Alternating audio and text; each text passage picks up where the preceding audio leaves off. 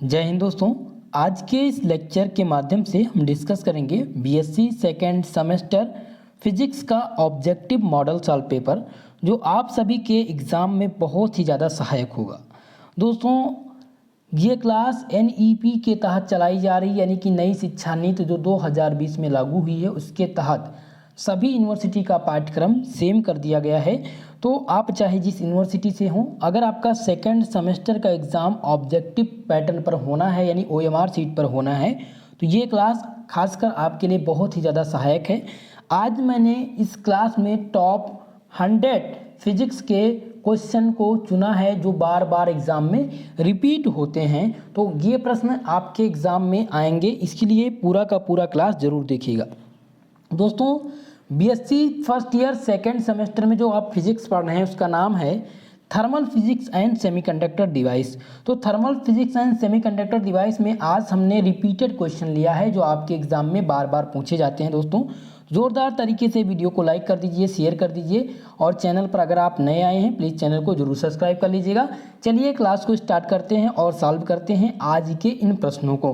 पहला प्रश्न है दोस्तों कि एक चक्रीय प्रक्रम में आंतरिक ऊर्जा में परिवर्तन क्या होता है, यानी कि इन cyclic process the change in internal energy, यानी कि एक चक्रीय प्रक्रम में आंतरिक ऊर्जा में परिवर्तन क्या होता है। क्या ऊर्जा जो होगी वो अनंत होगी या शून्य होगी या चक्र के क्षेत्रफल के बराबर होगी या ज्ञात करना संभव है। तो दोस्तों, आप ध्यान रखेंगे कि साइक्लिक प्रोसेस में जो इंटरनल एनर्जी में चेंज आता है वो जीरो का आता है, यानी शून्य हो जाएगा। ऑप्शन 20 प्रश्न का सही आंसर होगा। नेक्स्ट प्रश्न है कि 250 cal heat can do work equal to, यानी 250 कैलोरी ऊष्मा से लगभग किया जाता है, यानी कि कितना लगभग कितना कार्य किया जाता है। अगर 250 कैलोरी ऊष्मा है, इससे लगभग कितना वर्क किया जा सकता है। ऑप्शन ए दिया गया है दोस्तों कि 1045 अर्ग, 1045 जूल या 1045 वाट या 5.9 अर्ग। तो आपको बताना है दोस्तों। तो इस प्रश्न में आप ध्यान देंगे कि यहाँ पर जो पूछा गया है कि 250 कैलोरी, तो कैलोरी की जो ऊर्जा होगी वो किस में आएगी, जूल में आएगी दोस्तों। तो इसका जो सही आंसर हो जाएगा 1045 जूल हो जाएगा। ऑप्शन 20 क्वेश्चन का सही आंसर होगा। चलिए, सभी लोग कमेंट बॉक्स में कमेंट करते रहिए, बताते रहिए कि आपका जो भी इस प्रश्न का आंसर जानते हैं वो आप सभी लोग इसका आंसर करते रहेंगे। नेक्स्ट प्रश्न है दोस्तों, the point function of state of the system is, यानी किसी निकाय की अवस्था का बिंदु फलन है वर्क या हीट एनर्जी या इंटरनल एनर्जी या नन ऑफ द दिस। ठीक है, तो किसी भी निकाय की अवस्था का जो बिंदु फलन है वो क्या होता है। बिंदु फलन जो होता है दोस्तों वो आंतरिक ऊर्जा होती है, यानी इंटरनल एनर्जी होती है।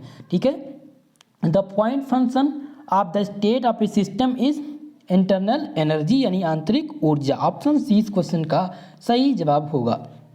चलिए नेक्स्ट क्वेश्चन देखिए।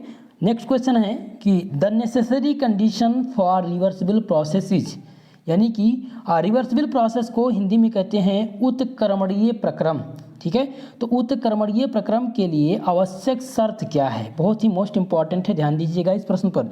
ठीक है, यहाँ पर पूछा गया है कि जैसे कि एक नेसेसरी कंडीशन दिया गया है किसके लिए, रिवर्सिबल प्रोसेस के लिए। तो इसमें सभी शर्तों को सबसे पहले तो पढ़ लिया जाए।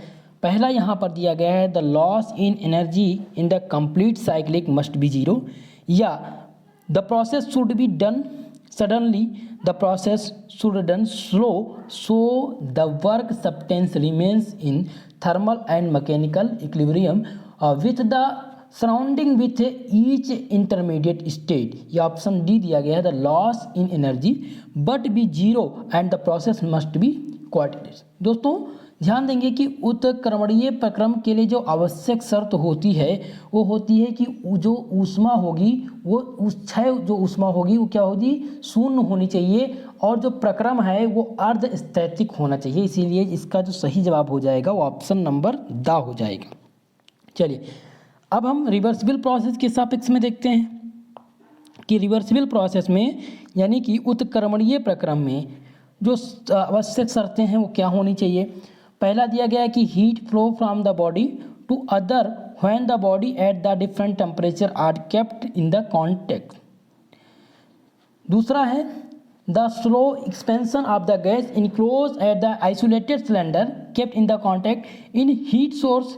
यह दिया गया है कि the adiabatic compression of the gas, या ऑप्शन डी दिया गया है दोस्तों the slow movement of the infraction less position, यहाँ पर पोजिशन होना चाहिए, position out the perfectly insulating cylinder kept in the contact with the heat surface. ठीक है, यहाँ पर है कि उत्क्रमणीय प्रक्रम है, तो उत्क्रमणीय यानी कि रिवर्सिबल प्रोसेस, तो रिवर्सिबल प्रोसेस के सफिक्स में याद रखेंगे कि जो रिवर्सिबल प्रोसेस होता है दोस्तों, उत्क्रमणीय प्रक्रम जो होता है वो ऊष्मा के स्रोत के संपर्क में पूर्णतया जो कुचालक सिलेंडर में घर्षण रहित पिस्टन को धीरे धीरे बाहर खिसकाने का कार्य करता है। इसीलिए ऑप्शन नंबर 10 इस प्रश्न का सही जवाब हो जाएगा। चलिए नेक्स्ट क्वेश्चन की तरफ बढ़ेंगे। नेक्स्ट क्वेश्चन क्या है, यहाँ पर है कि an ideal gas is compressed isothermally the process is called, यानी कि यहाँ पर पूछा गया दोस्तों कि एक आदर्श गैस का जो समतापी संपीड़न होता है, आदर्श गैस का जो समतापी संपीड़न होता है वो क्या होता है, आवश्यक रूप से उत्क्रमणीय होता है या आवश्यक रूप से अनुत्क्रमणीय होता है, या उत्क्रमणीय या अनुत्क्रमणीय कुछ भी या कुछ नहीं कहा जा सकता जबकि अतिरिक्त प्रतिबंध ना ज्ञात हो। तो an ideal gas is compressed isothermally the process is called reversible process. क्या कहलाएगा, ये रिवर्सिबल प्रोसेस कहलाएगा। ऑप्शन नंबर ए इस प्रश्न का सही जवाब होगा। ठीक है, एक आदर्श गैस का समतापी संपीड़न जो होता है वो आवश्यक रूप से क्या होता है, उत्क्रमणीय होता है। इतनी बात आप ध्यान रखेंगे। नेक्स्ट क्वेश्चन देखेंगे। नेक्स्ट क्वेश्चन है दोस्तों कि the area of PV diagram of a Carnot cycle presents, यानी कि कार्न चक्कर के पीवी आरेख का क्षेत्रफल व्यक्त करता है। यहाँ है कि रिजेक्टेड एनर्जी पर साइकिल, या एब्जॉर्ब एनर्जी पर साइकिल, या वर्क डन पर साइकिल, या चेंज इन द वॉल्यूम पर साइकिल। तो दोस्तों आप ध्यान रखेंगे कि कार्न चक्र के यानी कि पीवी डायग्राम और कार्नाट साइकिल का जो पीवी डायग्राम है वो क्या रिप्रेजेंट करता है, वो रिप्रेजेंट करता है वर्क डन पर साइकिल। क्या रिप्रेजेंट करता है, प्रति चक्र किया गया कार्य। ऑप्शन सी इस प्रश्न का सही आंसर होगा।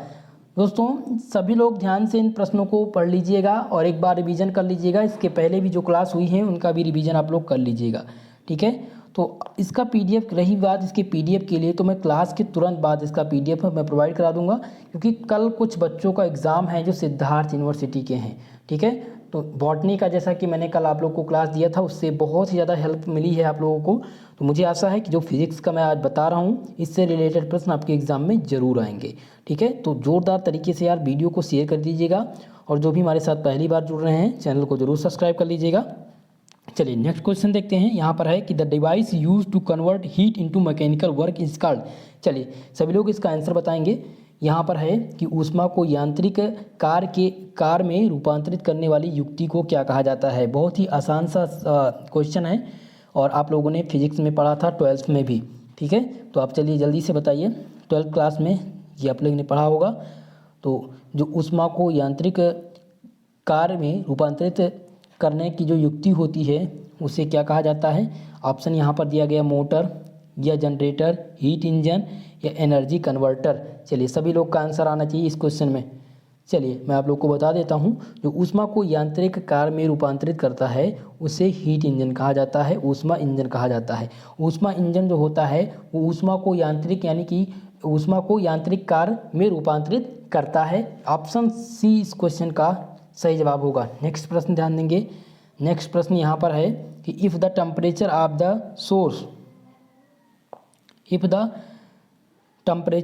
The source and sink, temperature दिया गया सोर्स और सिंक का T1 और T2 दिया है। ठीक है, the efficiency of Karnat engine.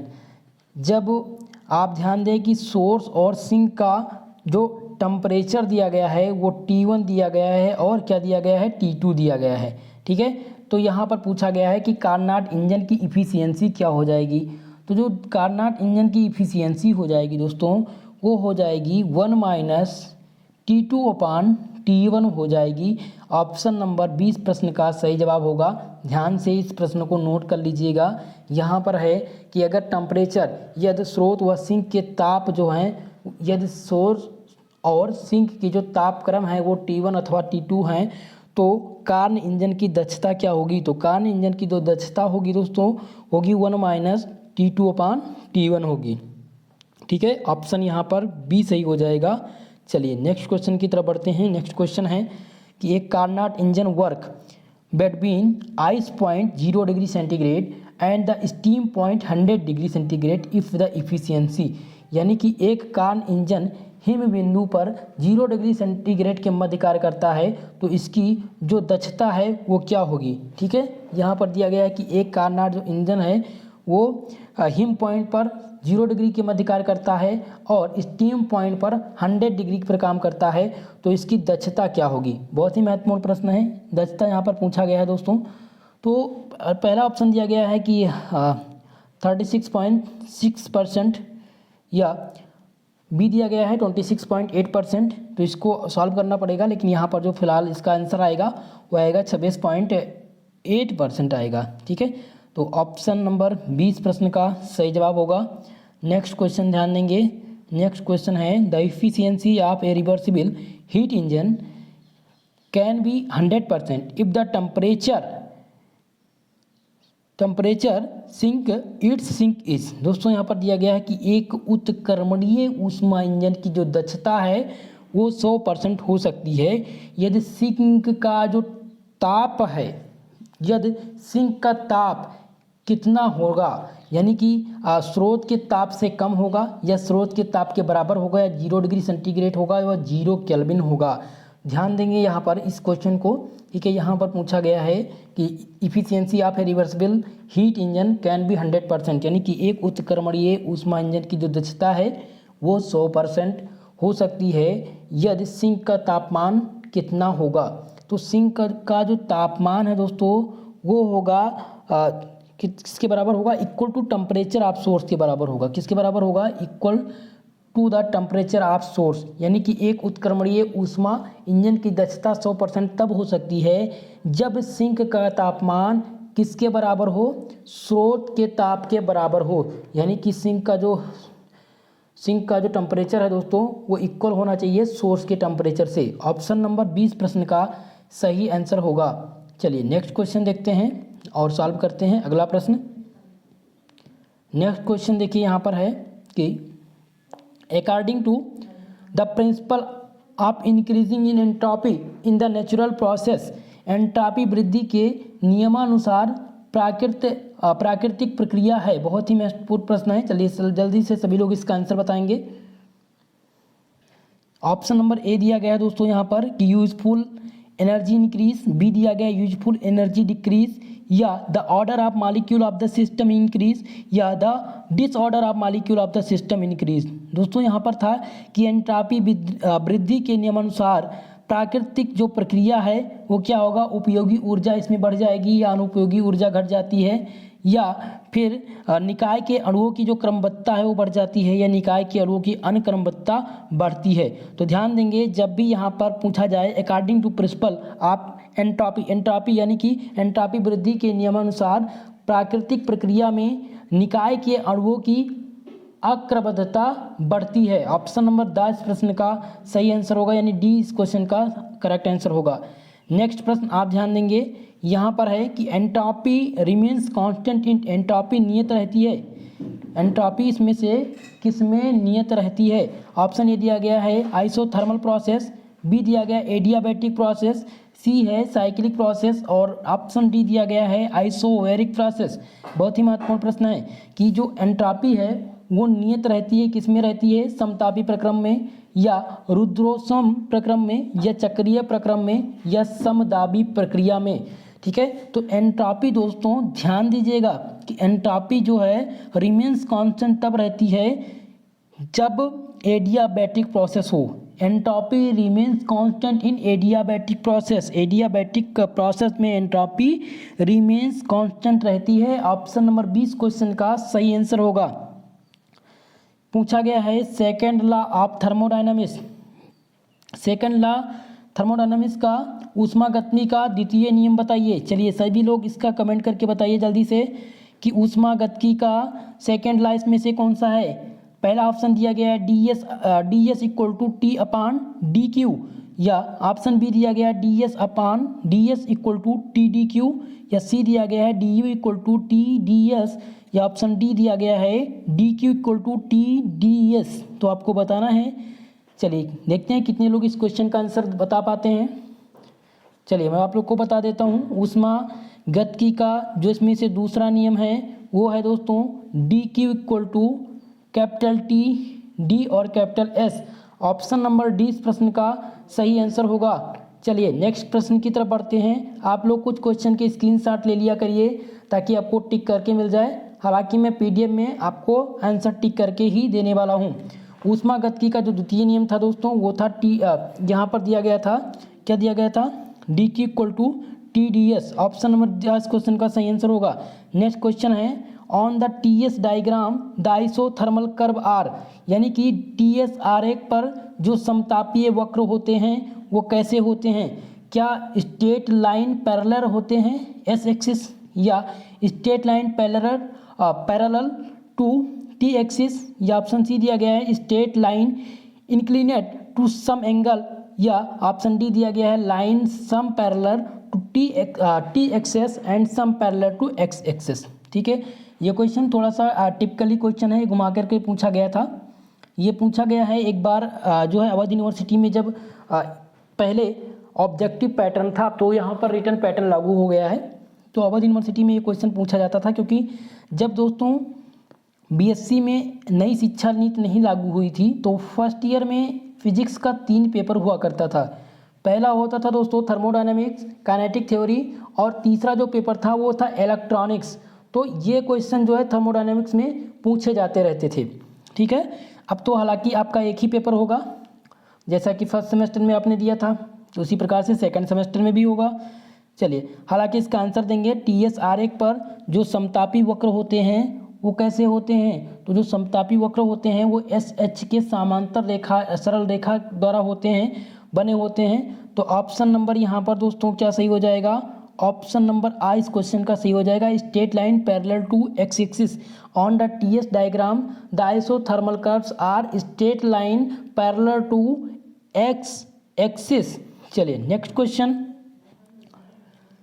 Question है कि when the 10 gram ice at the 0 degree centigrade change into water at the same temperature the change in entropy is, यानी कि जब 0 डिग्री सेंटीग्रेड वाली बर्फ 10 ग्राम बर्फ उसी ताप वाले जल में बदलती है तो एंट्रोपी में क्या परिवर्तन होगा।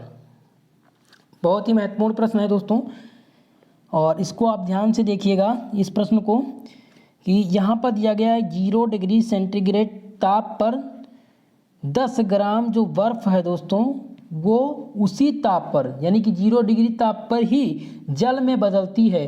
तो इसमें एंट्रोपी में परिवर्तन क्या आएगा।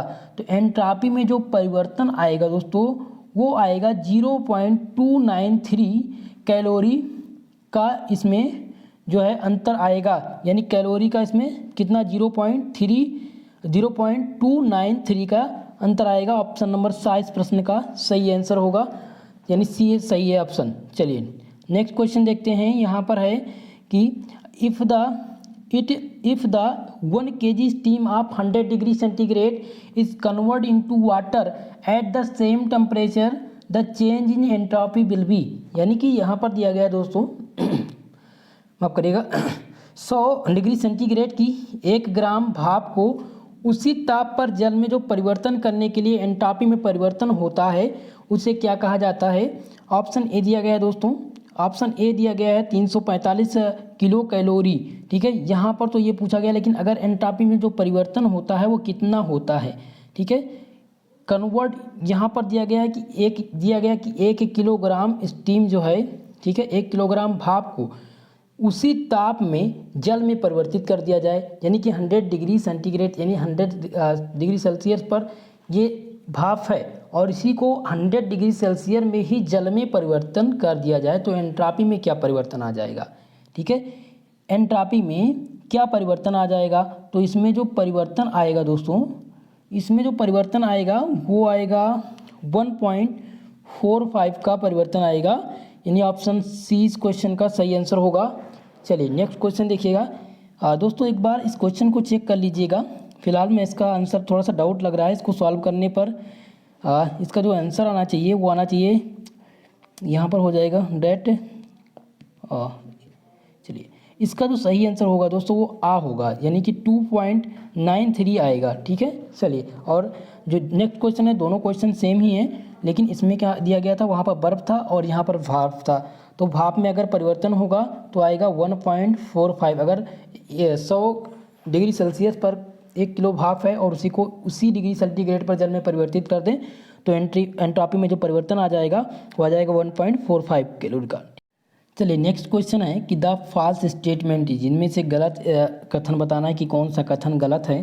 पहला ऑप्शन दिया गया है दोस्तों, इसमें पहला ऑप्शन क्या दिया गया है कि the thermodynamic scale of the temperature is an ideal scale and depend on the nature of the it's working substance, यानी कि ताप पर ऊष्मागतिकी के पैमाना एक आदर्श पैमाना है, एक कार्यकारी पदार्थ की प्रकृति पर निर्भर करता है। ठीक है, नेक्स्ट देखिए यहाँ पर है जो अगला स्टेटमेंट है कि ऊष्मागतिकी के ताप पैमाने पर 1 डिग्री का मान सेल्सियस पैमाने पर 1 डिग्री के मान के बराबर होता है। बिल्कुल सत्य है ये। साथ दिया गया ऊष्मागतिकी ताप पैमाने पर माप आदर्श गैस पैमाने के माप को मेल खाती है। बिल्कुल सही है। इस प्रकार के क्वेश्चन मैंने आगे भी सॉल्व भी आप लोगों को कराए हैं। दा दिया गया ऊष्मागतिकी ताप पैमाने पर जो ऋणात्मक ताप होगा वो संभव नहीं होता है। बिल्कुल सत्य है। तो इसमें से असत्य ऑप्शन हो जाएगा ऑप्शन नंबर ए, यानी ऑप्शन नंबर ए इस क्वेश्चन का सही आंसर होगा। नेक्स्ट क्वेश्चन ध्यान देंगे, यहाँ पर है दोस्तों क्या दिया गया है, दिया गया है in the isothermal isochoric process of the thermodynamic system the quantity which remains constant, ऊष्मागतिकी निकाय के समतापी समदाबिक प्रक्रम नियत रहता है। पहला ऑप्शन दिया गया है हेमिल्टन एनर्जी, या ऑप्शन बी दिया गया एंथैल्पी गबिस एनर्जी, और यह दिया गया इंटरनल एनर्जी यू। ठीक है, तो ध्यान देंगे यहाँ पर कि ऊष्मा गतिकी निकाय में जो समतापी समदाबिक प्रक्रम में नियत रहता है वो क्या नियत रहता है दोस्तों, वो गबिस, वो क्या हो जाएगा गिब्स फलन जी जो होगा वो नियत रहता है। ऑप्शन सा इस प्रश्न का सही जवाब होगा। नेक्स्ट प्रश्न देखिए, नेक्स्ट प्रश्न क्या पूछा गया है आपसे, the ratio of the molar specific heat at the constant process माफ करिएगा constant pressure to that at the constant volume is equal to, किसी गैस की नियत दाब व नियत आयतन में जो मोलर विशिष्ट ऊष्मा की निष्पत्ति होती है वो बराबर किसके बराबर होती है। आपको बताना है कि ये किसके बराबर होती है। ऑप्शन ए दिया गया है the ratio of adiabatic compressibility of the isothermal compressibility, या बी दिया गया है ratio of the adiabatic elasticity of to the isothermal elasticity, या ratio of the isothermal elasticity या एडियाबैटिक इलास्टिसिटी, या difference adiabatic and isothermal compressibility. दोस्तों इसमें जो इसका सही आंसर हो जाएगा, इसका जो करेक्ट आंसर होने वाला है वो हो जाएगा कि ratio of the adiabatic elasticity and the isothermal elasticity. ठीक है, ऑप्शन नंबर 20 प्रश्न का सही आंसर होगा। अगला प्रश्न देखिए, पूछा गया है कि the maximal in Maxwell thermodynamical relation the value of del S upon del P is equal to, यानी मैक्सवेल के ऊष्मागतिकी के संबंध में del S upon del P के बराबर क्या होता है। तो del S upon del T के बराबर जो होता है दोस्तों वो होता है del B upon del T P. Option number 20 प्रश्न का सही जवाब होगा बी। इस क्वेश्चन का जो सही आंसर है वो ऑप्शन नंबर बी हो जाएगा। चलिए नेक्स्ट प्रश्न देखते हैं। अगला प्रश्न है कि in Joule Kelvin effect the quantity या constant quantity is, Joule Kelvin प्रभाव में जो नियत रहने वाली राशि है वो कौन सी राशि है। क्या आंतरिक ऊर्जा जूल केल्विन इफेक्ट में कांस्टेंट रहती है, या एंट्रोपी, या एंथैल्पी, या कार। तो जूल थॉम्सन इफेक्ट में जो कांस्टेंट क्वांटिटी है दोस्तों वो हो जाएगा एंथैल्पी रहती है। कांस्टेंट जो रहता है वो क्या रहता है, एंथैल्पी रहता है। ऑप्शन नंबर 7 प्रश्न का सही जवाब होगा। नेक्स्ट क्वेश्चन है in joule Thompson effect the temperature of inversion is, joule Thompson प्रभाव में जो व्युत्क्रमणीय ताप होता है वो क्या होता है। तो जो व्युत्क्रमणीय ताप होता है दोस्तों वो होता है T I equal to 2A upon RB होता है। इसी प्रकार से ऑप्शन नंबर ए इस प्रश्न का सही आंसर होगा। नेक्स्ट क्वेश्चन देखते हैं। यहाँ पर पूछा गया है the speed of heat radiation, ऊष्मीय विकिरण की चाल होती है। ऑप्शन नंबर ए आ दिया गया है 3 × 10⁻10 मीटर सेकेंड, या 3 × 10⁻8 मीटर सेकेंड, या 3 × 10⁻8 मीटर सेकेंड, या 300 मीटर सेकेंड। तो इसमें जो ऊष्मीय विकिरण की चाल हो जाएगी वो हो जाएगी 3 × 10⁻8 मीटर सेकेंड हो जाएगी। ठीक है, ऑप्शन नंबर 20 क्वेश्चन का सही जवाब होगा। नेक्स्ट क्वेश्चन ध्यान देंगे। नेक्स्ट क्वेश्चन यहाँ पर दिया गया है, न्यूमेरिकल दिया गया है दोस्तों। तो न्यूमेरिकल में यहाँ पर सॉल्व कराने का प्रयास नहीं करूँगा क्योंकि समय कम है और काफ़ी क्वेश्चन सॉल्व कराने हैं। चलिए, जो भी न्यूमेरिकल नहीं आते हैं तो आपको माइनस मार्किंग होना नहीं है इसमें, तो आप उस पर टिक भी करते हैं। अगर नहीं आना है तब भी आप लोग टिक कर दीजिएगा, क्वेश्चन एक भी छोड़िएगा मत। ठीक है, चलिए नेक्स्ट क्वेश्चन है ए परफेक्टली ब्लैक बॉडी इज, पूर्ण कृष्ण पिंड ऊष्मीय विकिरण के होते हैं। ऑप्शन नंबर ए दिया गया only the good absorber and heat radiation, only the good reflector and heat radiation. Option C है good absorber and good reflector of heat radiation, या good absorber but bad reflector of heat radiation. तो जो ए पूर्ण कृष्णपिंड ऊष्मीय विकिरण जो होते हैं दोस्तों, वो क्या होते हैं? वो होते हैं अच्छे अवशोषक तथा बुरे परिवर्तक होते हैं, यानी कि गुड एब्जॉर्बर तो होते हैं लेकिन वो bad reflector of heat radiation होते हैं। ऑप्शन नंबर डी इस प्रश्न का सही आंसर होगा। नेक्स्ट क्वेश्चन ध्यान देते हैं। नेक्स्ट क्वेश्चन दिया गया है as the temperature of the body increases the wavelength of the energy decreases. माफ करिएगा, एक मिनट, थोड़ा सा PDF में दिक्कत हो गया है। चलिए आ गया क्वेश्चन, ही यहाँ पर है दोस्तों, थोड़ा सा एक मिनट। हाँ चलिए, यहाँ पर दिया गया दोस्तों कि जैसे जैसे वस्तु का ताप हम बढ़ाते हैं तो विकिरित ऊर्जा की जो तरंग दैर्ध्य हो जाती है वो कम हो जाती है। यह नियम क्या कहलाता है? यह नियम कौन सा नियम है जिसमें जैसे जैसे हम वस्तु का ताप बढ़ाते हैं उसके जो वितरित ऊर्जा है उसकी तरंग दैर्ध्य में कमी आ जाती है? ये कौन सा नियम है, यही आपको बताना है। चलिए सभी लोग जल्दी से इसका आंसर बताएंगे। तो इस क्वेश्चन का जो सही आंसर होगा दोस्तों वो हो जाएगा बीन्स का विस्थापन नियम। क्या हो जाएगा? बीन के विस्थापन नियम में होता क्या है कि जैसे जैसे हम वस्तु के ताप को बढ़ाएंगे उसके जो वेवलेंथ है, रेडिएशन जो होगा वो क्या करेगा, उसकी विकिरित ऊर्जा की तरंग दैर्ध्य जो होगी वो डिक्रीज कर जाएगी। ये बीन का नियम कहलाता है, बीन के नियम के अकॉर्डिंग होता है। ऑप्शन नंबर डी इस प्रश्न का सही आंसर होगा। नेक्स्ट क्वेश्चन ध्यान देंगे। अगला प्रश्न देखिए। अगला प्रश्न दिया गया है कि एक वस्तु के उत्सर्जित अधिकतम तीव्रता के विकिरण की जो तरंग दैर्ध्य होती है वो किस पर निर्भर करती है? वो किस पर निर्भर करती है? ऑप्शन दिया गया है पृष्ठ के प्रकार पर, या पृष्ठ के क्षेत्रफल पर, या पृष्ठ के ताप पर, या उपयुक्त सभी बातों पर। तो एक वस्तु की जो उत्सर्जित अधिकतम तीव्रता विकिरण की तरंग दैर्ध्य है वो निर्भर करती है पृष्ठ के टेम्परेचर पर। ऑप्शन नंबर सा इस प्रश्न का सही जवाब होगा। चलिए नेक्स्ट क्वेश्चन है। यहाँ पर पूछा गया है दोस्तों, क्या पूछा गया है कि the relation between the spectral energy density U lambda and the temperature T. Spectrum ऊर्जा घनत्व यू लैम्डा तथा ताप टी में संबंध क्या है? ताप टी में संबंध बताना है। तो इनके बीच में जो संबंध होता है दोस्तों वो होता है U lambda directly proportional to T⁵ होता है। ऑप्शन नंबर ए इस प्रश्न का सही आंसर होगा। चलिए नेक्स्ट क्वेश्चन ध्यान देंगे। नेक्स्ट प्रश्न यहाँ पर है कि the pressure of the radiation enclose inside the enclosure of volume B is P and the total energy E, the value of PB will be. यानी बी आयतन के कोष्ठ में जो विकिरण बंद है उसका कुल दाब P तथा कुल ऊर्जा E है, तो PB का मान कितना होगा?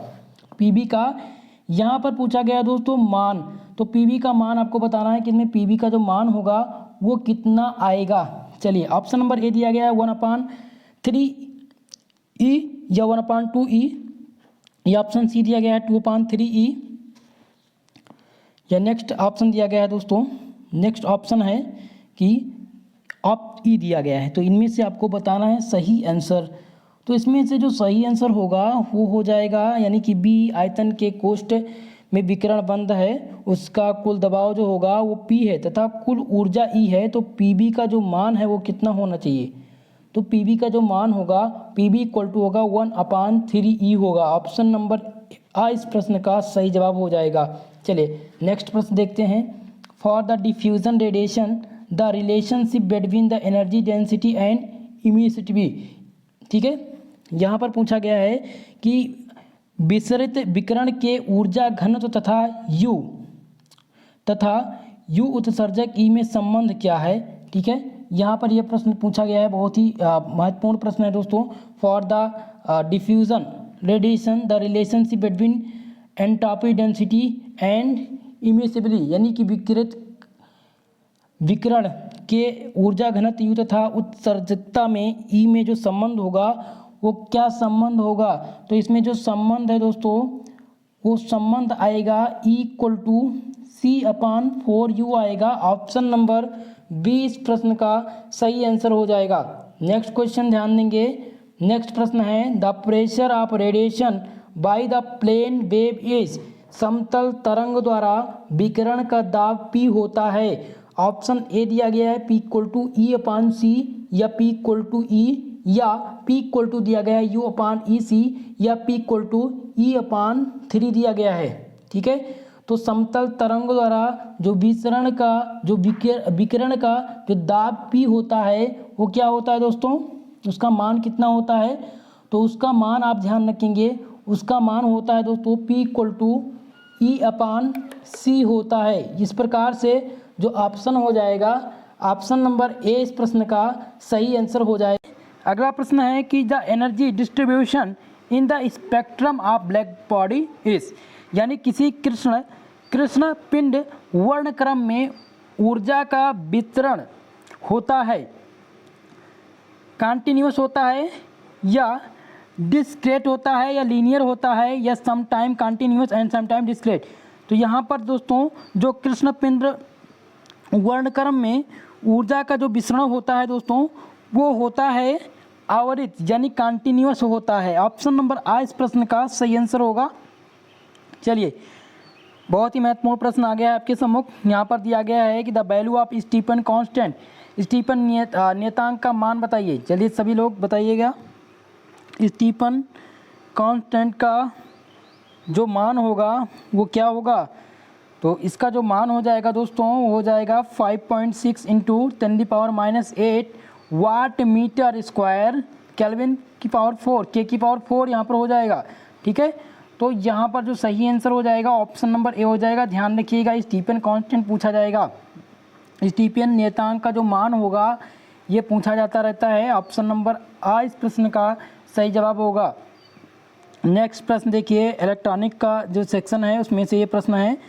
पहली यूनिट जो आपकी है इलेक्ट्रॉनिक की AC एंड DC सर्किट। ठीक है, DC एंड AC सर्किट में जो पहला प्रश्न है, in the LCR circuit unit of LR परिपथ में L/R का L और R का जो मात्रक होता है वो क्या होता है। चलिए सभी लोग बताइए इस प्रश्न का आंसर, इस क्वेश्चन का सही आंसर क्या होना चाहिए। ऑप्शन ए दिया गया है लाइट ईयर, बी दिया गया है मीटर, ऑप्शन सी दिया गया है सेकेंड या ऑप्शन ड है दोस्तों ग्राम। तो आपको बताना है कि LR सर्किट में जो यूनिट होती है LR की वो क्या होती है। यूनिट LR की आपको बतानी है। चलिए तो जो इसकी यूनिट क्या होनी चाहिए, ऑप्शन कौन सा सही है, सभी लोग का आंसर आना चाहिए। कुछ लोग का तो अभी आंसर नहीं आया है, काफ़ी लोग कमेंट भी कर रहे हैं, मैं आपके कमेंट को देख रहा हूँ दोस्तों। ठीक है, चलिए तो इसका जो सही आंसर हो जाएगा वो सेकेंड हो जाएगा, यानी कि ऑप्शन सा इस प्रश्न का सही आंसर हो जाएगा। LR परिपथ में जो राशि LR का जो मात्रक होता है वो सेकेंड होता है। ठीक है, नेक्स्ट प्रश्न की तरफ बढ़ते हैं। नेक्स्ट प्रश्न है, in the circuit containing the resistance R equal to 10 ohm and the inductance L equal to 1.0 0 mAh the time taken acquire 63% of maximum current is. तो ये दिया गया है दोस्तों न्यूमेरिकल का प्रश्न। तो न्यूमेरिकल यहाँ पर हम अभी लगवाने का प्रयास नहीं करेंगे क्योंकि इस समय का अभाव है, इसलिए इस क्वेश्चन को मैं छोड़ देता हूँ, नेक्स्ट प्रश्न की तरफ बढ़ जाता हूँ। देखिए न्यूमेरिकल सॉल्व करने का समय अभी नहीं बचा हुआ है, कल आप लोग का पेपर है, आप लोग ज़्यादा से ज़्यादा रिवीजन करिए। न्यूमेरिकल के जो प्रश्न आने हैं वो लगभग उनकी संख्या रहेगी आपके प्रश्न पत्र में 4 से 5 प्रश्न न्यूमेरिकल के पूछे जाएंगे, ठीक है, बाकी के नहीं आने हैं। तो बाकी आप ध्यान दीजिए, 4-5 प्रश्न से कोई दिक्कत नहीं होगी। चलिए नेक्स्ट क्वेश्चन है the rate of growth of the current in LR circuit is, यानी LR परिपथ में धारा वृद्धि की जो दर होती है वो क्या होती है। तो धारा वृद्धि की जो दर होती है दोस्तों वो होती है R/L I0 - I होती है। इस प्रकार से कौन सा ऑप्शन सही है इसमें, ऑप्शन नंबर सी इस क्वेश्चन का सही आंसर हो जाएगा। यानी LR परिपथ में जो धारा वृद्धि की दर होती है वो होती है R/L I0 - I होती है। नेक्स्ट प्रश्न देखिए, नेक्स्ट प्रश्न दिया गया है यहाँ पर कि किसी वैद्युत नेटवर्क में सक्रिय अवयव क्या होते हैं। The active component in an electrical network is. Option number A दिया गया है यहाँ पर, ऑप्शन नंबर ए दिया गया है रेजिस्टेंस, बी है इंडक्टेंस, ऑप्शन सी दिया गया है कैपेसिटेंस एंड वोल्टेज सोर्स।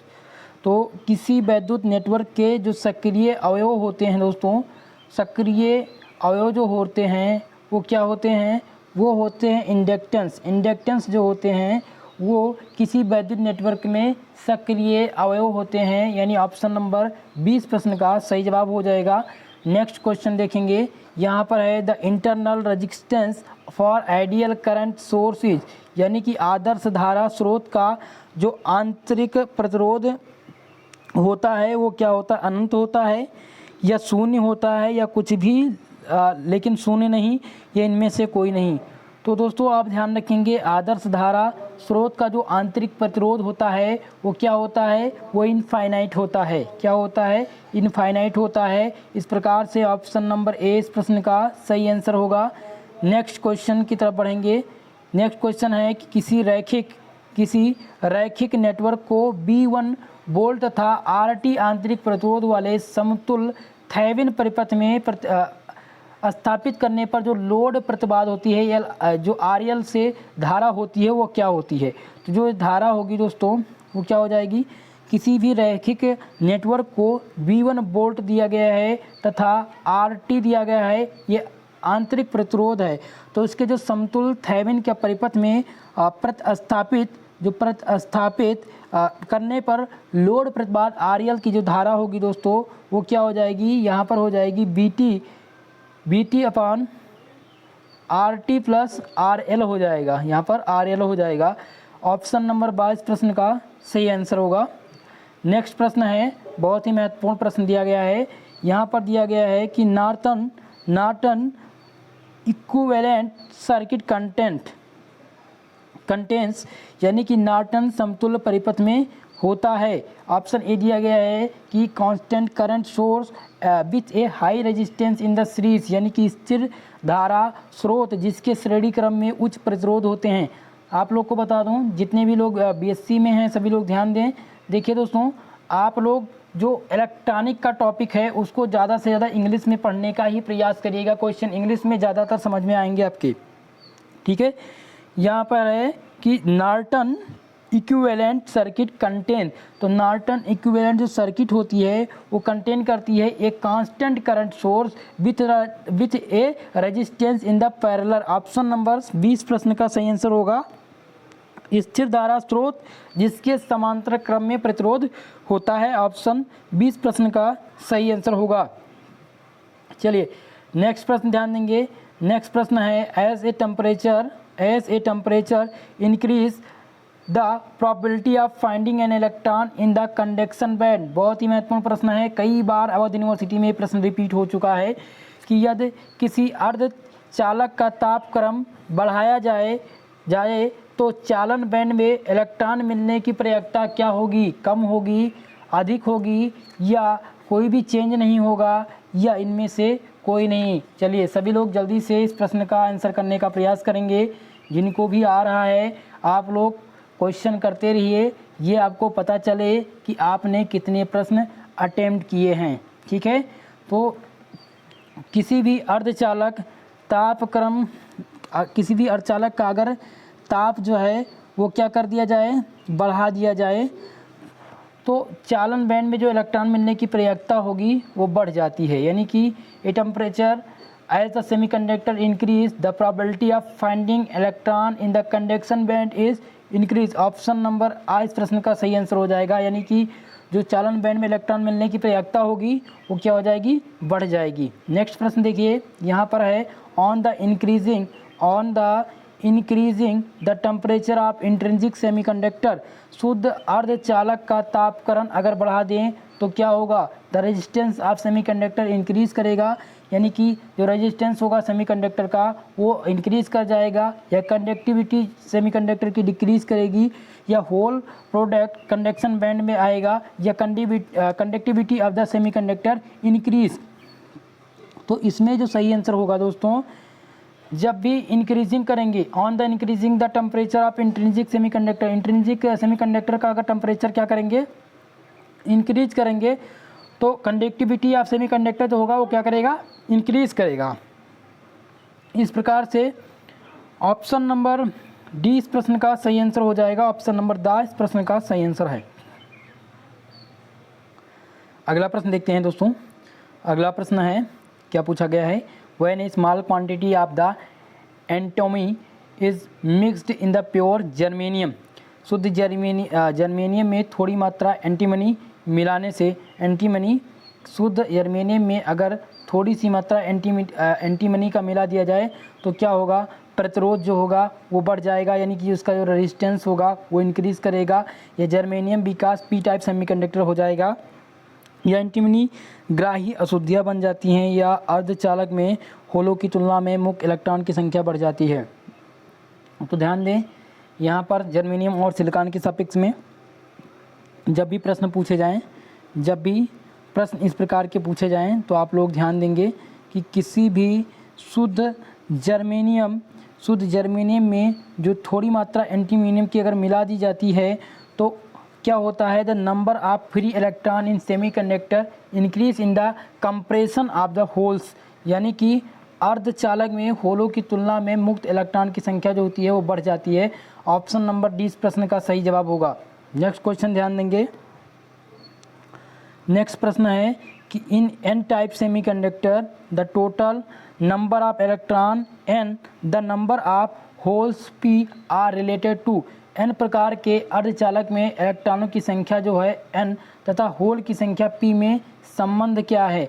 तो इनमें जो संबंध है दोस्तों, इनमें जो संबंध स्थापित है वो है n is greater than p. यानी कि ऑप्शन नंबर सी इस क्वेश्चन का सही आंसर होगा। एन प्रकार के अर्धचालक में इलेक्ट्रॉन की संख्या एन तथा होल की संख्या पी में जो संबंध है वो होगा पी, यहाँ पर हो जाएगा n is greater than p हो जाएगा।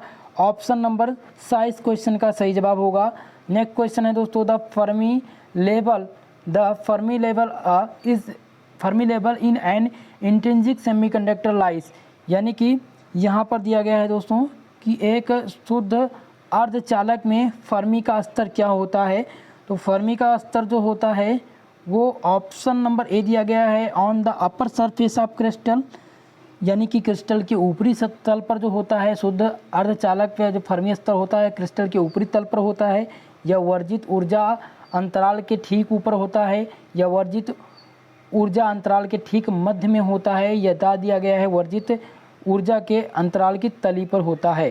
तो आप लोग ध्यान देंगे कि जब भी शुद्ध अर्धचालक की बात हो, in the Fermi level the intrinsic semiconductor lies at the माफ करिएगा in the middle of the forbidden energy gap. यानी कि वर्जित ऊर्जा अंतराल के ठीक मध्य में होगा। ऑप्शन सी इस प्रश्न का सही आंसर होगा। नेक्स्ट प्रश्न ध्यान देंगे। नेक्स्ट प्रश्न है दोस्तों, in n type semiconductor there are. यानी कि एन प्रकार के अर्धचालक में क्या पाया जाता है, एन प्रकार के अर्धचालक में क्या पाया जाता है, hole as the majority charge carrier, या 3 valence electron in the impurity, या दिया गया equal number of the hole electrons, या ऑप्शन नंबर द दिया गया दोस्तों electron as the majority charge career.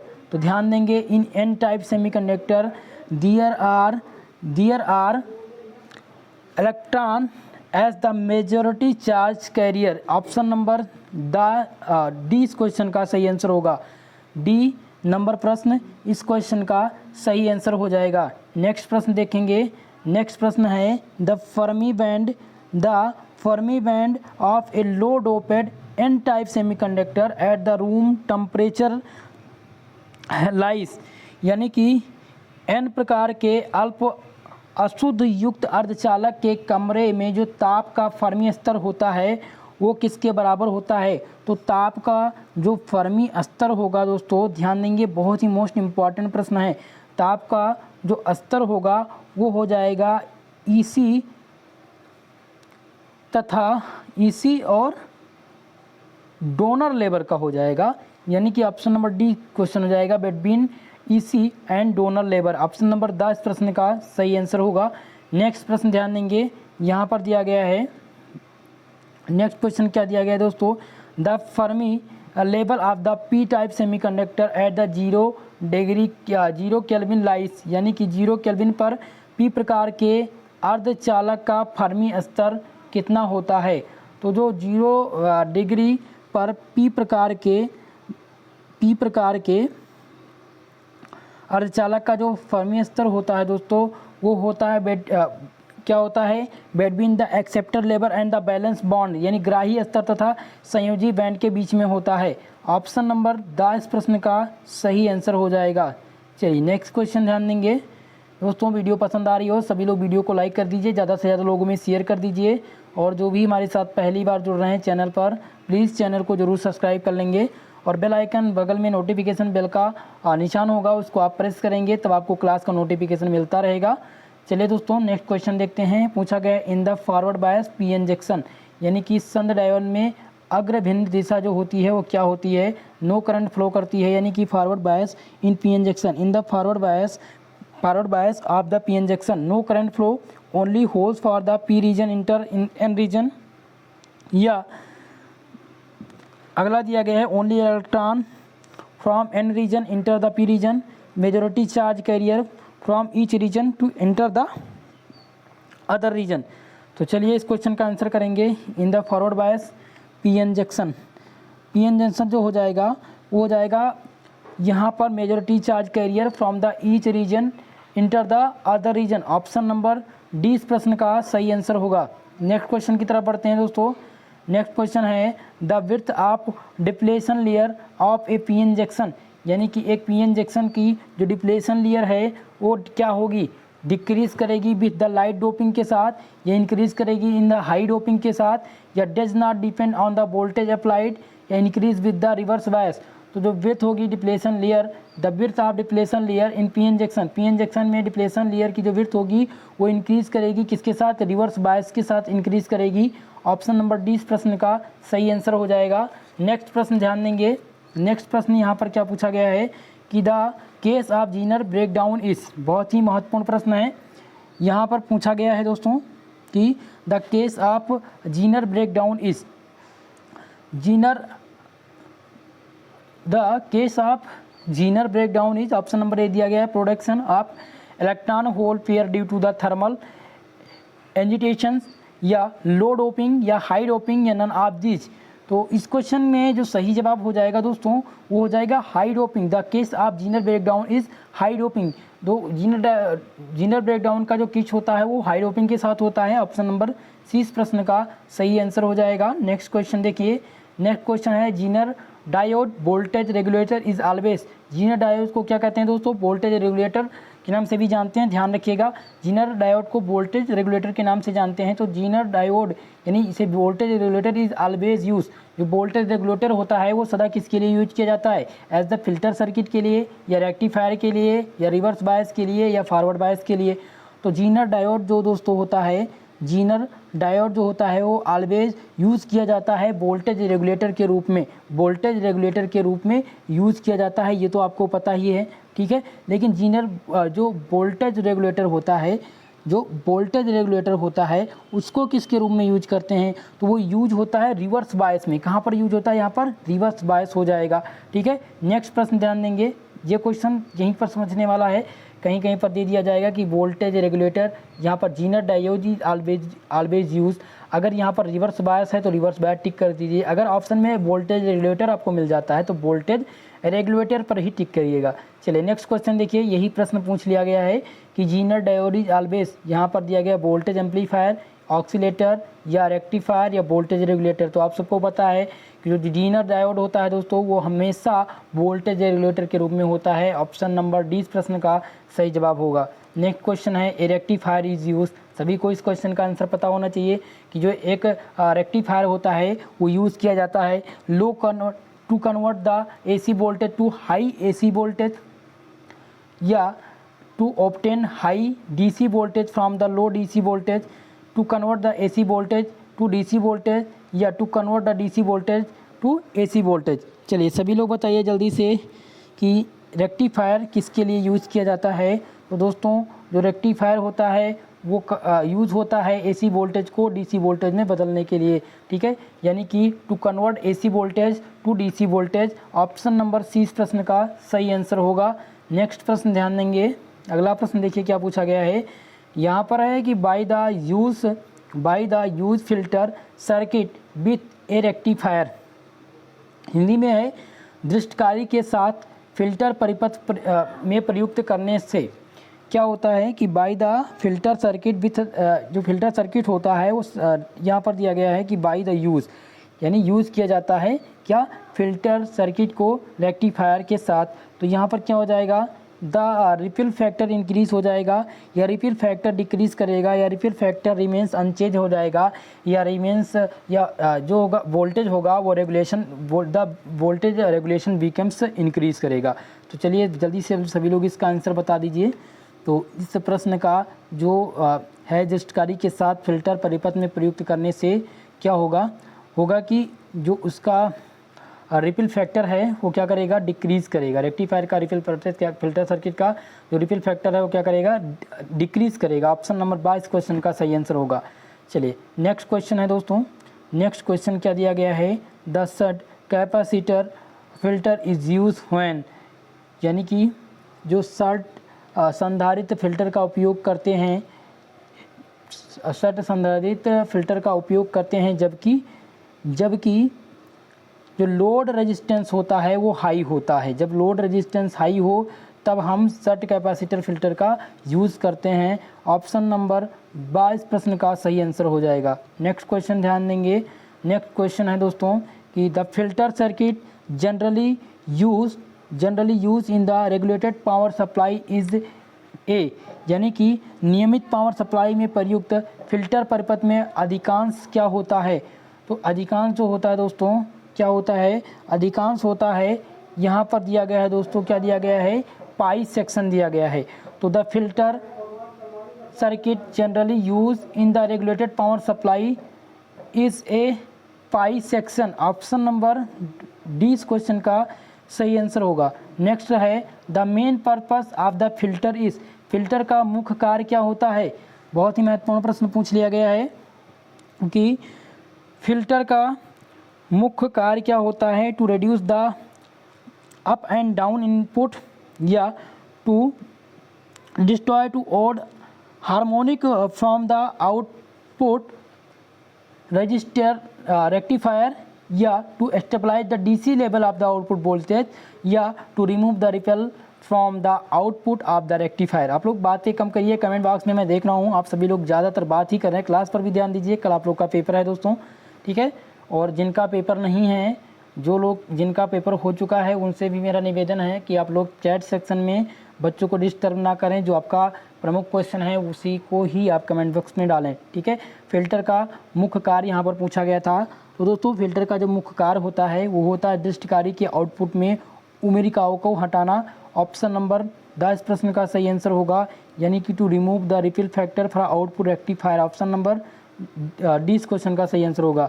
Next question है a good power supply must have, एक अच्छी पावर सप्लाई की विशेषता क्या होती है। एक अच्छी पावर सप्लाई की जो विशेषता होती है वो क्या होती है दोस्तों, यहाँ पर है low ripple factor and low voltage regulation, या high ripple factor and low voltage regulation, या low ripple factor and high voltage regulation, या high ripple factor and high voltage regulation. चलिए तो इस क्वेश्चन का आंसर करेंगे। तो गुड पावर सप्लाई की जो मुख्य विशेषता होती है दोस्तों, वो मुख्य विशेषता जो होती है वो होती है द लो रिपल फैक्टर, अब आपका low ripple factor and low voltage regulation, निम्न उमेरिका घटक तथा निम्न वोल्टेज निगमन की। ठीक है, तो इस क्वेश्चन का सही आंसर हो जाएगा, क्या हो जाएगा, करेक्ट आंसर हो जाएगा ऑप्शन नंबर ए हो जाएगा। चलिए नेक्स्ट प्रश्न की तरफ बढ़ेंगे। अगला प्रश्न है, एक अच्छी पावर सप्लाई की विशेषता पूछा गया था। तो एक अच्छी पावर की सप्लाई की विशेषता होती है low ripple factor and low voltage regulation. Next question है, रिपल फैक्टर इज डिफाइंड है। रिपल फैक्टर को किस प्रकार से परिभाषित किया जाता है। तो रिपल फैक्टर को जो परिभाषित किया जाता है दोस्तों, वो जाता है gamma equal to R M S current in output upon average current in output. ठीक है, यानी कि जो सही आंसर हो जाएगा वो ऑप्शन नंबर ए हो जाएगा। ऑप्शन नंबर आ इस प्रश्न का करेक्ट आंसर है, यानी कि उमेरिका घटक को जो परिभाषित किया जाता है वो होता है कि गामा इक्वल टू निर्गत आरएमएस धारा अपान निर्गत औसत धारा। ऑप्शन नंबर आ इस प्रश्न का सही आंसर होगा। अगर इस प्रकार से पूछा जाए तो ऑप्शन नंबर आ हो जाएगा। चलिए नेक्स्ट क्वेश्चन ध्यान देंगे। नेक्स्ट क्वेश्चन क्या पूछा गया है दोस्तों, the knee voltage of the silicon transistor is. Silicon transistor का क्या पूछा गया है, नी वोल्टेज पूछा गया है सिलिकॉन ट्रांजिस्टर का। ठीक है, ऑप्शन नंबर ए दिया गया है 0.3 वोल्ट, ऑप्शन नंबर बी दिया गया है 0.5 वोल्ट, ऑप्शन नंबर सी है 0.7 वोल्ट, या ऑप्शन नंबर डी दिया गया है दोस्तों 1.0 वोल्ट। चलिए सब लोग कमेंट करके जल्दी से बताइए कि जो नी वोल्टेज होता है सिलिकॉन ट्रांजिस्टर के लिए, नी वोल्टेज क्या होता है। दोस्तों सभी लोग से मेरा निवेदन है कि जो लोग भी वीडियो को देख रहे हैं वो सभी लोग वीडियो को लाइक कर दीजिए और शेयर कर दीजिए। जो हमारे चैनल पर पहली बार आए हैं, हमारे साथ जुड़ रहे हैं, चैनल को ज़रूर सब्सक्राइब कर लीजिएगा, क्योंकि इसी प्रकार की क्लास आपको हमेशा मिलती रहेगी। और जो भी रिटर्न पैटर्न के छात्राएँ हैं उनको कल से रिटर्न पैटर्न की क्लास रेगुलर मिलेगी। ठीक है, चलिए क्लास की टाइमिंग जो होगी दोस्तों वो रात 8 बजे होगी और रात 9 बजे होगी। ठीक है, इसका नोटिफिकेशन आपको पहले ही मिल जाया करेगा। पीडीएफ के लिए आप लोग बार बार कमेंट करते हैं कि पीडीएफ कहाँ से प्राप्त करें। तो पीडीएफ के लिए एक आपको सुविधा दी जाएगी कि आप जैसे ही डिस्क्रिप्शन बॉक्स ओपन करेंगे वहाँ पर डायरेक्ट लिंक दिया होगा, जहाँ से आप डायरेक्ट जिस क्लास का आप रिवीजन कर रहे हैं या जिस क्लास को आप देख रहे हैं उसका पीडीएफ प्राप्त कर पाएंगे। या आप हमारे टेलीग्राम के साथ जुड़ सकते हैं जिसका लिंक डिस्क्रिप्शन बॉक्स में दिया गया है। या अगर आप वहाँ से नहीं ओपन कर पा रहे हैं, नहीं जुड़ पा रहे हैं किसी कारणवश, तो आप सर्च कर सकते हैं SP स्टडी चैनल फर्स्ट। जैसे ही सर्च करेंगे आपको चैनल मिल जाएगा, वहाँ से आप ज्वाइन कर पाएंगे, जहाँ पर पुराने और नए पीडीएफ दोनों आपको मिलेंगे। ठीक है, चलिए हालांकि इस क्वेश्चन का आंसर आप सभी लोग करेंगे कि यहाँ पर पूछा गया था सिलिकॉन के ट्रांजिस्टर के लिए नी वोल्टेज होता है। तो जो नी वोल्टेज होता है दोस्तों वो होता है 0.7 वोल्ट होता है। ऑप्शन नंबर सी इस प्रश्न का सही आंसर होगा। नेक्स्ट क्वेश्चन देखिए, in the EC mode the output is obtained from EB junction या BE जंक्शन या CB जंक्शन या CB जंक्शन। चलिए जल्दी से आप लोग बताइए कि इन CE विधा में जो निर्गत सिग्नल प्राप्त किया जाता है वो किस प्रकार से प्राप्त किया जाता है। तो जो सिग्नल होता है दोस्तों वो प्राप्त किया जाता है कैसे, CE संधि से प्राप्त किया जाता है, यानी CE जंक्शन से प्राप्त किया जाता है। In CB mode the output is obtained from CE junction. Option C इस प्रश्न का सही आंसर होगा। नेक्स्ट प्रश्न ध्यान देंगे। नेक्स्ट प्रश्न है दोस्तों, इन CB mode the input circuit is, यानी CB मोड में, CB विधा में जो निवेशी परिपथ होता है वो क्या होता है, एमीटर बेस सर्किट होता है या एमीटर कलेक्टर सर्किट होता है या बेस कलेक्टर सर्किट होता है या कलेक्टर बाइस सर्किट होता है। तो CB ध्यान देंगे, CB विधा में जो निवेशी परिपथ होता है दोस्तों वो क्या होता है, CB विधा में जो निवेशी परिपथ होता है वो होता है एमीटर बेस सर्किट होता है। यानी in CB mode the input circuit is emitter base circuit. Option number A इस प्रश्न का सही जवाब हो जाएगा। नेक्स्ट प्रश्न देखिए, इन the common collector mode the output terminal is, यानी कि उभयनिष्ठ संग्राही विधा में निर्गत टर्मिनल होता है? ऑप्शन ये दिया गया कलेक्टर, एमीटर, बेस या अर्थ कंडक्शंस। यहाँ पर दिया गया है कि उभयनिष्ठ संग्राही विधा में जो निर्गत टर्मिनल होता है वो क्या होता है? तो निर्गत संग्राही जो होता है वो एमीटर होता है। In the common collector mode the output terminal is emitter. Option number 20 question का सही आंसर हो जाएगा। उत्सर्जक आप लोग टिक कर लीजिएगा। नेक्स्ट प्रश्न ध्यान देंगे, यहाँ पर दिया गया है क्या क्वेश्चन है कि to plot the input characteristic of transistor the quantity kept constant is. Transistor का निवेशी अभिलक्षणिक वक्र खींचने के लिए नियत हम क्या रखते हैं? इनपुट करंट को नियत रखते हैं या आउटपुट करंट को या इनपुट पोटेंशियल को या आउटपुट पोटेंशियल को? तो ट्रांजिस्टर का जो निवेशी अभिलक्षणिक वक्र खींचने के लिए जो हम नियत रखते हैं दोस्तों, वो रखते हैं आउटपुट पोटेंशियल को क्या रखते हैं? नियत रखते हैं, कांस्टेंट रहते हैं। ऑप्शन नंबर 10 प्रश्न का सही आंसर होगा। चलिए दूसरे प्रश्न पर बढ़ते हैं। अगला प्रश्न है, यहाँ पर दिया गया है दोस्तों, in CV mode the graph plotted from the output characteristic is.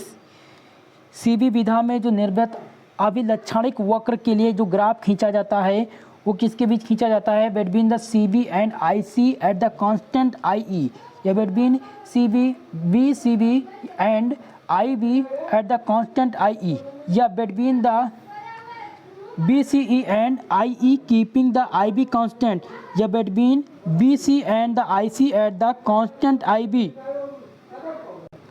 तो दोस्तों सीवी विधा के निर्गत अभिलक्षणिक वक्र के लिए जो ग्राफ खींचा जाता है वो किसी बीच खींचा जाता है, और between the CB and IC eight the constant IE के बीच में खींचा जाता है। इस प्रकार से ऑप्शन नंबर, इस क्वेश्चन का जो ऑप्शन सही हो जाएगा, ए ऑप्शन नंबर सही हो जाएगा। नेक्स्ट प्रश्न की तरफ बढ़ते हैं। यहाँ पर नेक्स्ट क्वेश्चन न्यूमेरिकल दिया गया है, तो समय का अभाव है दोस्तों, न्यूमेरिकल मैं यहाँ पर नहीं सॉल्व करा पाऊँगा। न्यूमेरिकल का मैं सॉल्यूशन आप लोग को क्लास के बाद टेलीग्राम या व्हाट्सएप ग्रुप पर दे दूँगा, वहाँ से आप लोग देख लीजिएगा, ठीक है। चलिए नेक्स्ट क्वेश्चन है, in the common base mode the current gain of the transistor is. यानी कि कॉमन बेस मोड में जो करंट गेन होता है ट्रांजिस्टर का वो क्या होता है? यानी उभयनिष्ठ धारा विधा में ट्रांजिस्टर का धारा लाभ अल्फा क्या होता है? ऑप्शन नंबर ए दिया गया है, 1 होता है, या 1 से कम होता है, या 1 से अधिक होता है, या 0 होता है। तो ध्यान देंगे कि जब भी इस प्रकार के प्रश्न पूछे जाएं, उभयनिष्ठ आधार विधा में जो ट्रांजिस्टर का धारा लाभ अल्फा होता है वो 1 से कम होता है, यानी ऑप्शन नंबर 22 क्वेश्चन का सही आंसर होगा।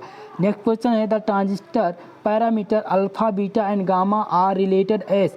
तो ट्रांजिस्टर का पैरामीटर अल्फा और बीटा गामा है वो किससे संबंधित होता है? बहुत ही महत्वपूर्ण प्रश्न है, ये प्रश्न आपके एग्जाम में मिलेगा दोस्तों, इसको आप नोट कर लीजिएगा, इसको आप रिवीजन कर लीजिएगा। ध्यान से इस प्रश्न को देखिएगा कि जो ट्रांजिस्टर पैरामीटर में अल्फा, बीटा और गामा रिलेटेड हैं वो किससे रिलेटेड हैं?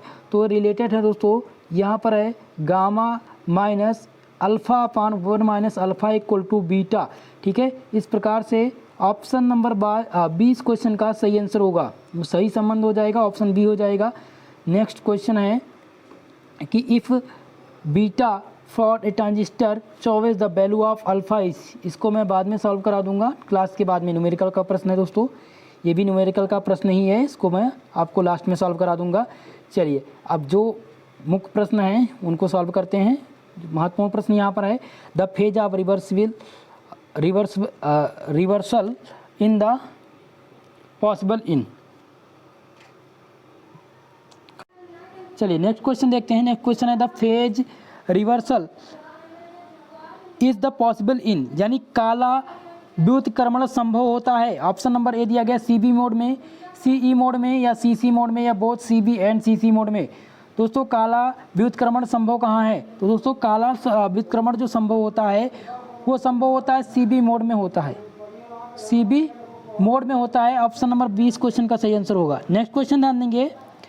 नेक्स्ट क्वेश्चन क्या है, the power gain of transistor is maximum in, यानी ट्रांजिस्टर का जो पावर लाभ अधिकतम होता है वो सीबी विधा में होता है, या सीई मोड में होता है, या सीसी मोड में होता है, या सेम इन मोड में होता है दोस्तों।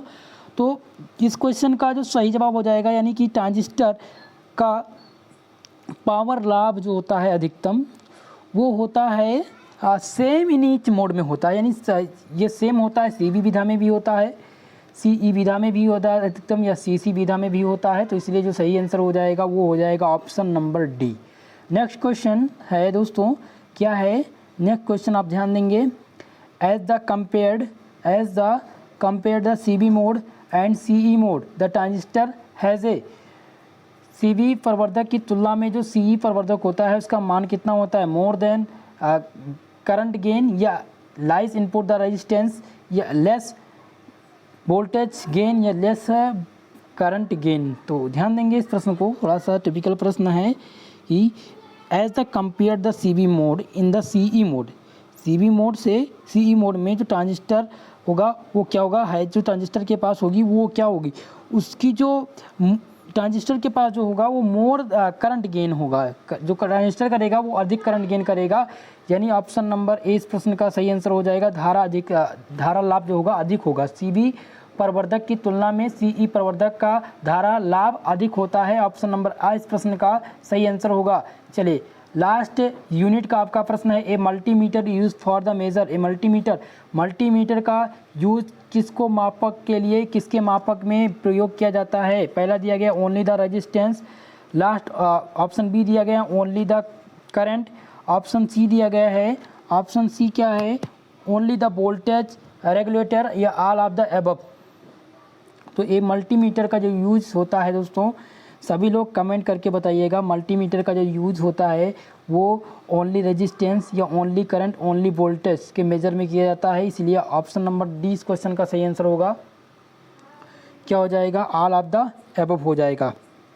मल्टीमीटर का यूज जो होता है वो किसका, मल्टीमीटर से हम किसका मापन करते हैं, केवल प्रतिरोध का मापन करते हैं, या धारा का मापन करते हैं, या विभव का। ये तो हम मल्टीमीटर से इन तीनों का मापन कर लेते हैं जब भी इलेक्ट्रॉनिक इंस्ट्रूमेंट का उपयोग हम करते हैं, ठीक है। तो इसलिए ऑप्शन नंबर द इस प्रश्न का सही आंसर यहाँ पर हो जाएगा। चलिए नेक्स्ट क्वेश्चन ध्यान देंगे, दोस्तों, यहाँ पर है एंड द आइडियल मल्टीमीटर है द रेजिस्टेंस, क्या दिया गया है, एंड द आइडियल मल्टीमीटर है द रेजिस्टेंस, एक आदर्श मल्टीमीटर का प्रतिरोध कितना होता है। तो एक आदर्श मल्टीमीटर का जो प्रतिरोध होता है दोस्तों, प्रतिरोध जो होता है वो क्या होता है, वो शून्य होता है, वो जीरो होता है, ठीक है, ध्यान देंगे। ऑप्शन नंबर सा इस प्रश्न का सही आंसर होगा, सी क्वेश्चन सही हो जाएगा। अगला है एक मल्टीमीटर की सेसिबिलिटी का मात्रक जो होता है वो क्या होता है, एक मल्टीमीटर की सेसिबिलिटी की जो मात्रक होता है वो क्या होता है। तो जो इसका मात्रक हो जाएगा वो हो जाएगा के ओम अपान ए हो जाएगा। ऑप्शन नंबर सा इस प्रश्न का, ऑप्शन नंबर सी इस क्वेश्चन का सही आंसर हो जाएगा। नेक्स्ट क्वेश्चन ध्यान देंगे, यहाँ पर है द इलेक्ट्रॉन गन, यहाँ पर क्या दिया गया है, the electron gun consist of, electron में होते हैं, इलेक्ट्रॉन गन में क्या होते हैं, इलेक्ट्रॉन एमीटर होते हैं, या इंटेंसिटी कंट्रोल होती है, या फोकस कंट्रोल होता है, या ऑल ऑफ एबव होता है। तो इलेक्ट्रॉन में इलेक्ट्रॉनिक उत्सर्जक होते हैं, या तीव्रता नियंत्रक होता है, या फोकस नियंत्रक होता है, या उपयुक्त सभी हो जाएगा। तो इसका जो सही आंसर हो जाएगा वो हो जाएगा उपयुक्त सभी। ऑप्शन नंबर द इस क्वेश्चन का सही आंसर होगा। इलेक्ट्रॉन में जो होता है वो इलेक्ट्रिक उत्सर्जन भी होता है, तीव्रता नियंत्रक भी होता है, फोकस नियंत्रक भी होता है। नेक्स्ट क्वेश्चन यहाँ है दोस्तों कि द हार्ट ऑफ CRO का हार्ट क्या है, इलेक्ट्रॉन मीटर है, इलेक्ट्रॉन एमीटर है, या CRT है, या टैंक सर्किट है, या ऑसिलेटर है। तो हार्ट ऑफ CRO का जो हार्ट होता है दोस्तों वो क्या होता है, CRO का जो हार्ट होता है वो CRT होता है। क्या होता है, CRO का जो हार्ट होता है CRT। ऑप्शन नंबर 20 प्रश्न का सही आंसर हो जाएगा। नेक्स्ट क्वेश्चन है ए CRO यूज फॉर मेजर, यानी कि एक जो CRO है वो किसके मापन के लिए प्रयोग किया जाता है, वोल्टेज, फ्रीक्वेंसी, या फेज। तो इसका जो सही आंसर हो जाएगा ऑप्शन नंबर द हो जाएगा कि CRO जो होता है वो वोल्टेज, फ्रीक्वेंसी और फेज के मेजर के लिए, यानी सभी के मेजर के लिए प्रयोग किया जाता है। ऑप्शन नंबर द इस क्वेश्चन का सही आंसर होगा। नेक्स्ट क्वेश्चन है in the TV picture tube, in A TV picture tube electron beam is deflected by two external paramagnetic magnet, या इलेक्ट्रिक फील्ड, या करंट कैरिंग कॉइल्स, या none of the this. तो इस question का जो सही जवाब हो जाएगा in the TV picture tube electron beam is deflected by deflected by current carrying coils. Option number सा सही होगा। धारा प्रवाही कुंडलियों से एक टीवी पिक्चर ट्यूब में इलेक्ट्रॉन बीम जो विक्षेपित की जाती है वो धारा प्रवाही कुंडलियों द्वारा विक्षेपित की जाती है। ऑप्शन सा इस क्वेश्चन का सही आंसर होगा। नेक्स्ट क्वेश्चन ध्यान देंगे दोस्तों। नेक्स्ट प्रश्न है, क्या दिया गया है कि the horizontal place of CRO are the supplied with the observe with the wave from of signal. निवेशी सिग्नल के अध्ययन के लिए एक CRO की क्षैतिज प्लेटों पर निम्न की सप्लाई की जाती है। यहाँ पर दिया गया है दोस्तों ज्यावक्रिय तरंग की या कोज्या की, या यहाँ पर है ऑप्शन दिया गया है कि शूटरत तरंग की, या इनमें से कोई नहीं। तो आप ध्यान देंगे निवेशी सिग्नल में जब भी हम निवेशी सिग्नल का अध्ययन कर रहे होते हैं तो CRO की जो क्षैतिज प्लेट पर जो सप्लाई की जाती है, पावर जो सप्लाई दी जाती है वो क्या दी जाती है, वो सूटुतत तरंग की दी जाती है। यानी ऑप्शन नंबर यहाँ पर सा क्वेश्चन सही हो जाएगा। सा नंबर इस क्वेश्चन का सी, ऑप्शन सी इस क्वेश्चन का सही आंसर होगा। हालांकि ये प्रश्न आपसे नहीं पूछा जाएगा, बाकी जो प्रश्न मैंने बता दिया उसको आप ध्यान रखिएगा, ये क्वेश्चन आपके एग्जाम में नहीं बनेगा, ठीक है। तो आज के इस क्वेश्चन की सीरीज़ में, यानी कि आज के इस मॉडल साल पेपर में हमने टॉप 100 रिपीटेड प्रश्नों को चुना था जो कहीं ना कहीं एग्ज़ाम में पूछे गए हैं। जैसे कि अवध यूनिवर्सिटी में पूछे गए हैं, आगरा यूनिवर्सिटी में और कानपुर यूनिवर्सिटी में ये प्रश्न पूछे जा चुके हैं। तो उन्हीं प्रश्नों को मैंने चूज़ किया है। तो मुझे आशा है कि आप सभी के एग्ज़ाम में लगभग 70 प्रश्न यहाँ से आपके एग्ज़ाम में रिपीट होने की संभावना पूरी व्यक्त होती है। सभी लोग इसको दोबारा सिर्फ एक बार पढ़ लीजिएगा मॉर्निंग में, इस अभी देख रहे हैं एक बार आप दोबारा देख लीजिएगा और एक बार आप PDF पढ़ लीजिएगा, तभी आप एग्ज़ाम में जाइएगा, ठीक है दोस्तों। तो आज कंप्लीटली हमने ऑब्जेक्टिव का मॉडल साल पेपर डिस्कस कर दिया है। अब कल की क्लास में हम सॉल्व कराने वाले हैं आपको। कल की क्लास में जो सॉल्व करेंगे वो सॉल्व करेंगे कानपुर यूनिवर्सिटी का फिज़िक्स का क्वेश्चन पेपर, ठीक है दोस्तों। तो आप लोग को ये क्लास कैसी लगी कमेंट बॉक्स में कमेंट करके ज़रूर बताइएगा। आप लोगों ने इस क्वेश्चन में कितने प्रश्नों को अटेम्प्ट किया है ये भी बताइएगा। साथ ही साथ दोस्तों, अगर आपको हमारी ये क्लास समझ में आई हो, वीडियो पसंद आया हो, प्लीज़ वीडियो को लाइक कर दीजिए यार। और चैनल पर जितने भी लोग हमारे साथ नए जुड़े हैं चैनल को ज़रूर सब्सक्राइब कर लीजिएगा, वीडियो को दोस्तों में शेयर करिएगा। टेलीग्राम चैनल पर आपको इसका PDF दे दिया जाएगा। आज के लिए दोस्तों इतना ही, मिलते हैं नेक्स्ट क्लास में, तब तक के लिए जय हिंद जय भारत। अगर आपका कोई क्वेश्चन है कमेंट बॉक्स में कमेंट ज़रूर करिएगा।